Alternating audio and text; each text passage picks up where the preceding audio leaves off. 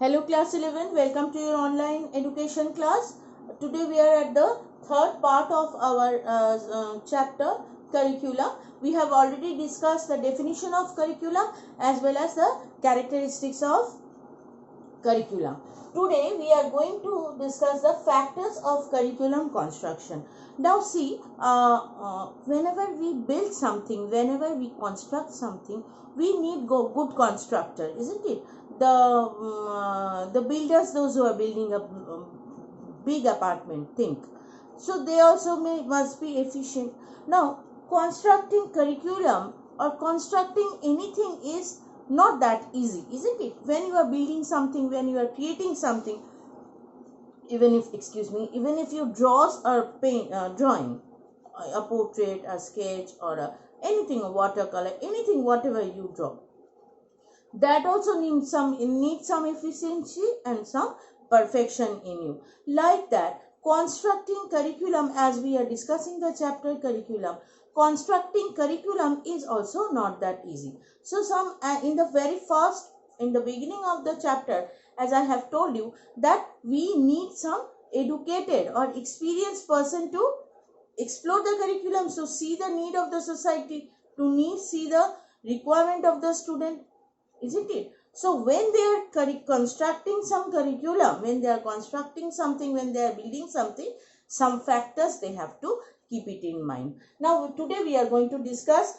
that the curriculum constructor or the educators or the educationists, those who will create curriculum, what factors they will keep it in mind before making the curriculum. First is purpose of education. Now see, different topics, as you will go through the chapters, you will see different topics are having different aims, they are having different purpose. Now see, English and Bengali, they are literature, science is something else, history is something informative, geography is something different, and so different subject and different types of education are providing you with different different way of education, different path of education. They are explaining you in different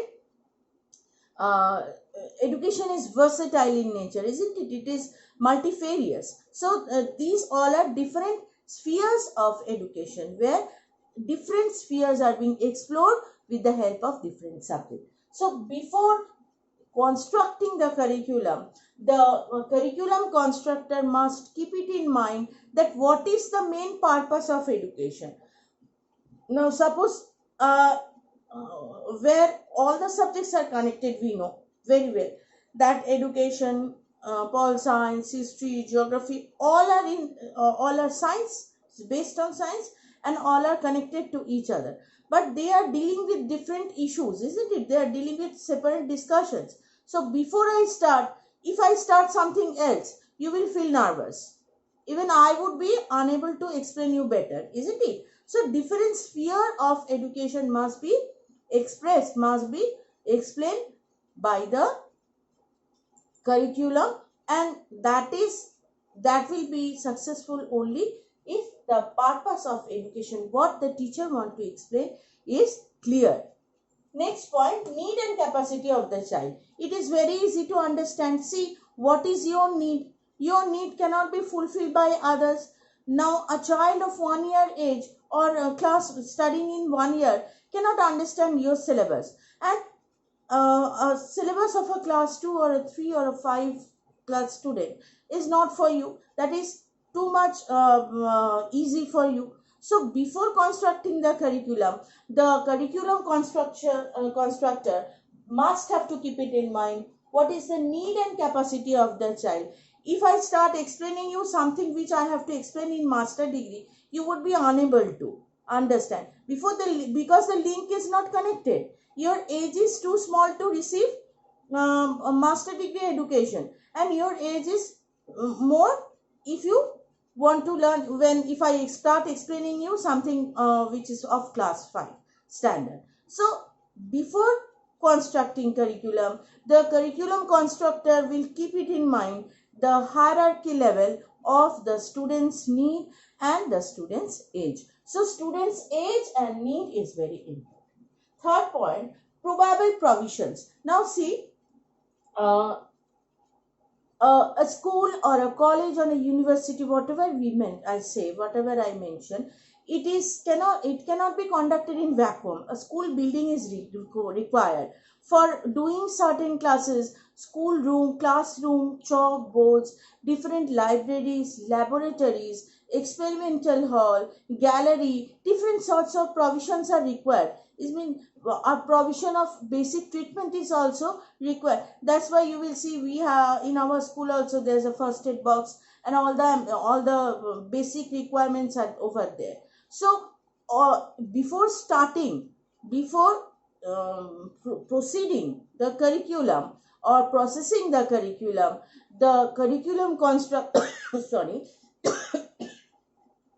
curriculum constructor will look after that whether the probable provisions can be provided in that particular area. Now in village areas, you will see in remote areas, many schools are unable to provide the laboratories. They are unable to provide the students with practical work, and then there is a big deficiency in learning, isn't it? So before I provide the students that what you are learning, I have to look whether the school is able to provide the facility to the students or not. That is the probable provisions can be given by the school authority or not. Finally, the last point is finance. Above everything, I must say, finance is very, very important. Now, I have started a business, and ultimately, after continuing 1 or 2 years, I have seen that I don't have sufficient money to continue, and I am not in my income is very less, so to provide the facility to the students. Now what I have to do, I have to quit my job, I have to quit my business, so that is also not desirable. So finance is also very important. Before constructing curriculum, I will repeat it again, the curriculum constructor will always see that in India or in foreign countries where the curriculum will be constructed, is it possible for the owner, those who will deal with these factors, to continue the financial matter or not? Do they have the enough monetarial uh, power rather, or to provide money to the to continue their work, what they are doing? Means finance is always important. Even if you want to buy something, you need money. If you want to eat something, you need money. So money is such an important thing that before presenting something or before setting up something, the authority will see, the curriculum constructor will see whether financially it is possible to continue for a longer period of time or not. So these are the basic 4 factors of curriculum.